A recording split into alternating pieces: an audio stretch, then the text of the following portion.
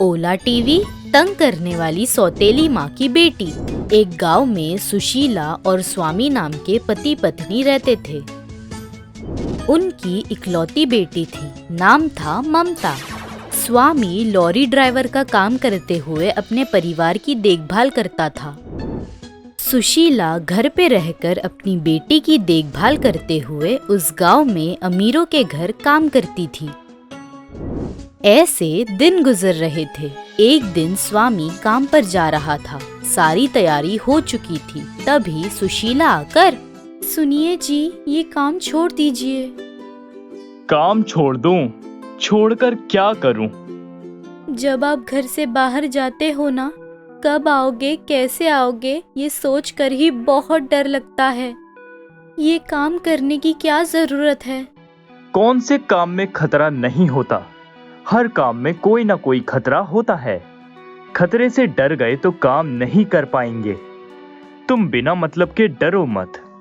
बेटी का ध्यान रखना, मैं जाता हूँ। ऐसे कहकर वहां से चला जाता है। 2 दिन बीत गए थे। सुशीला को जिस बात का डर था वही हुआ। एक्सीडेंट में स्वामी मर गया। सुशीला अकेली पड़ गई थी। अपनी बेटी को वो अकेली संभाल रही थी। दिन बीत रहे थे। सुशीला के घर वाले सुशीला की जबरदस्ती दामू नाम के आदमी से शादी करवाते हैं। दामू की शादी होकर एक बेटी पैदा होते ही उसकी बीवी मर गई। दामू की बेटी काव्या, उसे सुशीला और ममता बिल्कुल नहीं पसंद थे। दिन बीत रहे थे। एक दिन दामू 2 जोड़ी कपड़े लेकर घर आकर, ममता, दिव्या, यहाँ आओ। जी पापा। ये लो, तुम दोनों के लिए कपड़े लाया हूँ। ये तुम्हारा, छोटी का। पापा। ये लो बेटा, तुम्हारे लिए ड्रेस लाया हूँ। ऐसे कहकर कवर देता है। ममता वो कवर लेकर मुस्कुराते हुए, थैंक्स पापा, ऐसे कहती है। वहीं दिव्या ममता की तरफ गुस्से से देखती है। दामू के वहाँ से जाते ही ममता के हाथ से कवर छीनते हुए, क्या रे, तुझे कपड़े चाहिए? ये मेरे पापा ने लाया है। तुझे चाहिए तो अपने पापा से जाकर ले ले, जा। ऐसे जोर से चिल्लाकर कवर लेकर वहाँ से चली जाती है। दिव्या के ऐसे कहते ही ममता वहीं पर खड़े होकर रो रही थी। उतने में उसकी माँ सुशीला आकर, क्या हुआ बेटी, क्यों रो रही हो? किसी ने कुछ कहा तुमसे? नहीं माँ, कचरा था बस। अच्छा, तुम्हारे पापा आए थे ना, कहाँ हैं? फिर चले गए माँ। अच्छा, मैं बाहर जाकर आती हूँ, अपनी दीदी के साथ खेलो। ऐसे बोलकर वहाँ से चली जाती है।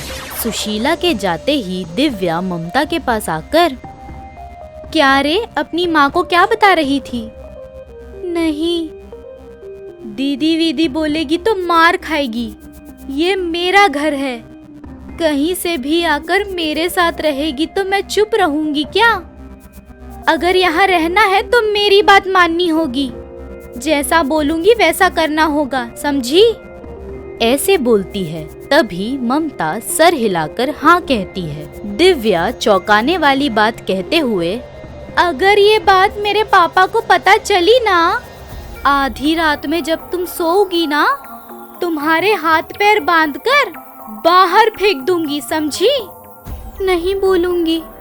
हाँ, डर कायम रखना। कपड़े धुलने आते हैं? नहीं भी आए तो जाकर मेरे कपड़े धुल कर लेकर आओ, जाओ। ऐसे जोर से चिल्लाती है। ममता वहाँ से बाहर आकर दिव्या के कपड़े धुलते हुए, माँ मेरे लिए बहुत कुछ कर रही है। ऐसे में अगर दीदी के बारे में बता दिया तो उन्हें और बुरा लगेगा। नहीं, ऐसे सोचकर कपड़े धुल रही थी।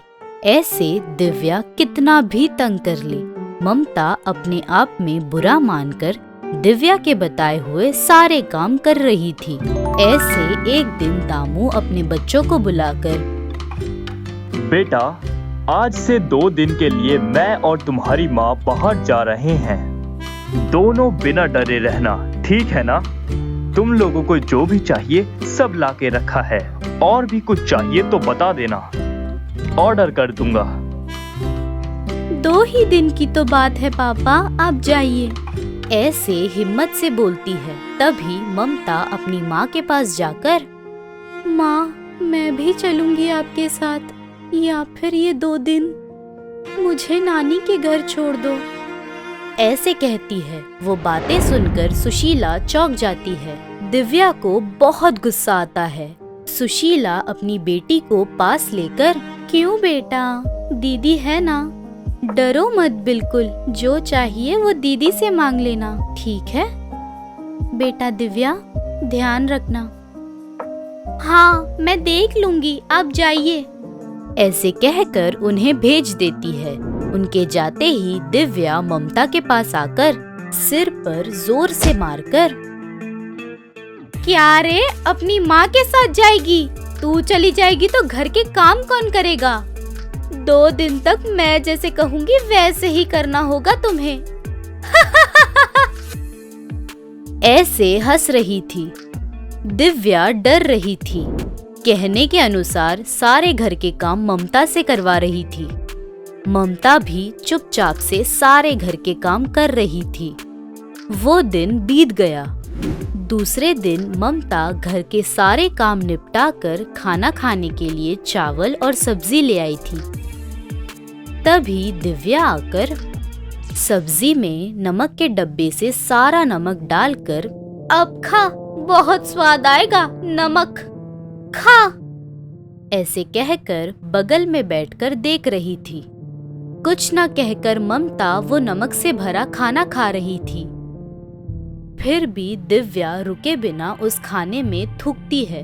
वो देखकर ममता को बहुत गुस्सा आता है। उसके हाथ में जो प्लेट थी वो दिव्या के चेहरे पर जोर से मारते हुए, कुछ नहीं बोल रही हूँ तो ज्यादा कर रही हो, डर जाऊंगी सोचकर बहुत ज्यादा कर रही हो। मैं तुमसे नहीं, अपनी माँ से डर रही हूँ। इस घर में आने से पहले मेरी माँ ने क्या बोला था पता है? दीदी के लिए हम नए हैं, हमारे साथ घुल मिलने के लिए उसे वक्त लगेगा, तब तक तुम पलटकर जवाब बिल्कुल मत देना, ऐसे मुझसे वादा लिया है। अपनी माँ से किए हुए वादे के लिए मैं चुप हूँ, लेकिन तुम्हारी इन हरकतों से नहीं। मैं तुमसे ज्यादा बोल सकती हूँ, तुमसे ज्यादा कर सकती हूँ। तुमने जो भी कहा मैंने किया ना? कुछ कहा मैंने? खाने में थूकोगी?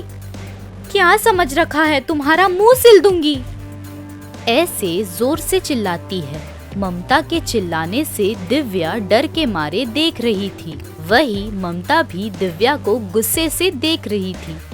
दूसरे प्लेट में खाना लेकर ममता अचार के साथ खाते हुए, दोबारा ऐसे किया ना मेरे साथ तो तुम्हारे दांत तोड़ दूंगी, जाओ, ऐसे जोर से कहती है। दिव्या उठकर जाती है। तभी रुको, ऐसे जोर से बोलती है। दिव्या रुककर पलटकर देखती है। ये सारी बात माँ या पापा से बताई तो पता है ना क्या होगा? हाँ जानती हूँ, ऐसे डरती है। डर कायम रखना, ऐसे कहती है। ऐसे ममता दिव्या को पलटकर जवाब देकर अपनी परेशानी दूर कर लेती है। उस दिन से दिव्या ममता को परेशान करना छोड़ देती है। एक गांव में ममता मोहन नाम के पति पत्नी रहते थे। उनकी एक ही बेटी थी, नाम था वानी। वो दोनों वानी से बहुत प्यार करते थे। बेटी जो मांगती कभी मना नहीं करते थे। वानी को ये चाहिए वो चाहिए ये पूछने का मौका ही नहीं देते थे। पूछने से पहले ही सब कर देते थे। ऐसे एक दिन मोहन अपनी सोई हुई बेटी को जगाते हुए, बेटा वानी, गुड मॉर्निंग, उठो चलो, ऐसे बोलकर उसकी आंखें बंद करते हुए बाहर ले आता है। अपने हाथ उसकी आंखों पर से हटाता है। वानी के सामने साइकिल थी। वो देखकर वानी कूदकर नाचते हुए, पापा, थैंक्स पापा, आप बहुत अच्छे हो। ऐसे बोलकर अपने पापा को हक करके उस साइकिल को लेकर चला रही थी। तभी ममता आकर, ये सारे खर्चे क्यों जी? क्यों? वो राजकुमारी है, किसी चीज में कमी नहीं होनी चाहिए, किसी से कम नहीं होनी चाहिए। ऐसे बोलकर अंदर जाता है। दूसरी तरफ उसी गांव में लक्ष्मी और सूरी नाम के पति पत्नी रहते थे। सूरी का बहुत गरीब परिवार था। उनकी गीता नाम की बेटी थी। तकलीफों के बावजूद भी अपनी बेटी को बिना कोई तकलीफ दिए बहुत लाड़ प्यार से रखते थे। सूरी मोहन के यहाँ पर ही काम करता था। एक दिन शाम को सूरी काम पर से लौटकर, बेटा गीता, कहाँ हो? जी पापा। देखो तुम्हारे लिए क्या लाया हूँ। ऐसे बोलकर अपने पीछे छुपी हुई ताड़ गोल की गाड़ी दिखाता है। वो देखकर गीता, हाय गाड़ी, थैंक्स पापा।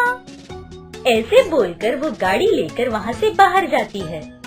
ऐसे दोनों अपनी बेटियों को अपने अपने हैसियत के हिसाब से देखते थे। ऐसे दिन गुजर रहे थे। एक दिन सूरी काम पर जाते हुए, लक्ष्मी, मैं काम पर जा रहा हूँ, घर पर ही रहकर मेरी घर की राजकुमारी का ख्याल रखना। अगर ध्यान नहीं रखूंगी तो मार्केट में बेच दोगे क्या? वो मेरी भी बेटी है, मैं भी आपके जितना ही प्यार करती हूँ। मुझे नहीं पता कैसे ध्यान रखना है। जो भी हो, मैंने बस ध्यान रखने को कहा। अच्छा चलता हूँ।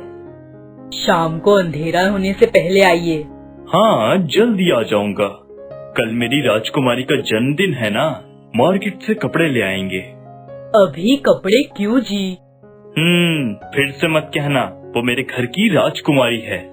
अगर तकलीफ है तो एक वक्त भूखा रह जाऊंगा, लेकिन उसे राजकुमारी की तरह ही देखूंगा। तैयार रहना, मार्केट जाएंगे। ऐसे बोलकर वहाँ से खेत के पास जाता है।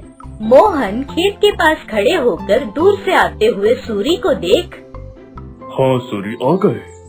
हाँ मालिक, बोलिए। आज नहर के बगल वाले खेत में पानी डाल दो, सारे नारियल को मार्केट भिजवा दो। हाँ मालिक। अच्छा, कल मेरी बेटी का जन्मदिन है, आज शॉपिंग पर जाना है, उसके लिए कपड़े लेने हैं, यहाँ देख लो सब। ऐसे जाते हुए सूरी, मालिक। हाँ बोलो। मुझे एक 500 रुपया दे दीजिए। 500 रुपये? अभी क्यों?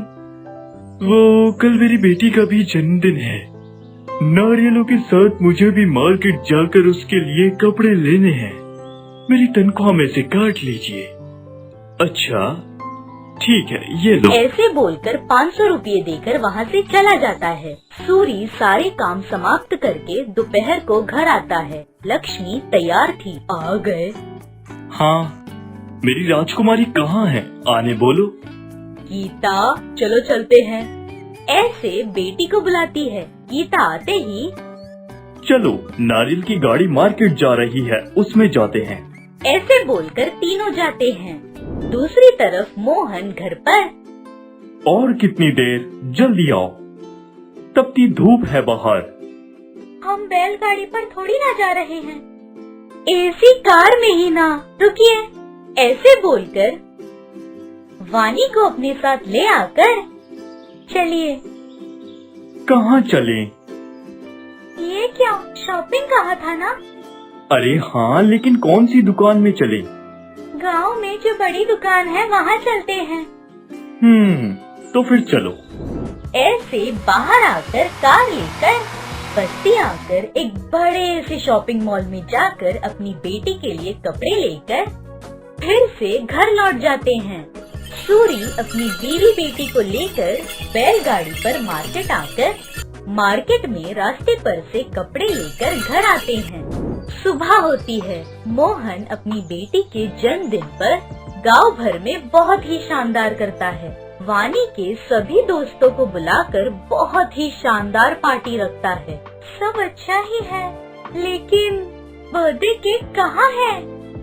सारे गांव के सोने पर मुर्गी काट रहे हैं। क्या क्या क्या क्या? पागल, अपनी बेटी के जन्मदिन पर केक भूल जाऊंगा? उसके लिए स्पेशल केक ऑर्डर किया है, 5 मिनट में आ जाएगा। तुम जाकर इतने वानी के दोस्तों को कोल्ड ड्रिंक दो, जाओ। ऐसे बोलकर घर आए मेहमान के लिए अरेंजमेंट्स करने जाता है। दूसरी तरफ सूरी अपने घर में दिया जलाकर दिए के बीच में 2 गुब्बारे रखता है। ये सब देखकर लक्ष्मी, ये सब क्या है जी? मेरी बेटी के जन्मदिन का समारोह। बहुत अच्छा है। तो क्या सोचा तुमने? मेरी राजकुमारी को बुलाकर लाओ। रुको रुको, मैं लेकर आता हूँ। ऐसे बोलकर अपनी बेटी के पास जाकर उसकी आंखें बंद करते हुए ले आकर अपने हाथ उसकी आंखों पर से हटाते हुए, मेरी प्यारी बेटी को अपने जन्मदिन की बधाइयाँ, ऐसे जोर से चिल्लाता है। 2 दियों के बीच में बन देखकर गीता चौंक कर, वाओ पापा। आ जाओ, ये बन काटो। ऐसे बेटी को लाकर वो बन कटवाता है। दूसरी तरफ मोहन अपनी बेटी को ले आकर उसके सभी दोस्तों के बीच बहुत बड़ा केक कटवाता है। वानी बहुत खुश होती है। ऐसे दोनों अपनी हैसियत के हिसाब से बेटियों का जन्मदिन मनाकर कमी पैसों में रह सकती है, लेकिन प्यार में नहीं हो सकता, ये जताकर अपनी बेटियों को महारानी की तरह देख रहे थे।